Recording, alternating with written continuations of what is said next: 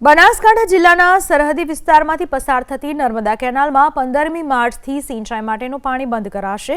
રાજ્ય સરકાર અને સરદાર નર્મદા નિગમે ખેડૂતોને નહેર આધારિત ઉનાળુ પાકનું વાવેતર ન કરવા સૂચના આપી। થરાદ, વાવ, ભાભર, દિયોદર, સુઈગામ તાલુકામાંથી નર્મદાની કેનાલ પસાર થાય છે। નર્મદા વિભાગે બિનઅધિકૃત મશીન અને પંપ હટાવી લેવા સૂચના આપી, નહીં તો પોલીસને સાથે રાખીને કાર્યવાહીની ચેતવણી આપવામાં આવે। સમગ્ર મામલે કિસાન કોંગ્રેસે નારાજગી દર્શાવી। કિસાન કોંગ્રેસના નેતા ઠાકરસિંહ રબારીએ 30મી એપ્રિલ સુધી પાણી ચાલુ રાખવા રજૂઆત કરી। કિસાન કોંગ્રેસ અનુસાર જો પાણી બંધ થઈ જશે તો જીરું, રાયડો જેવો પાક પણ સુકાઈ જશે।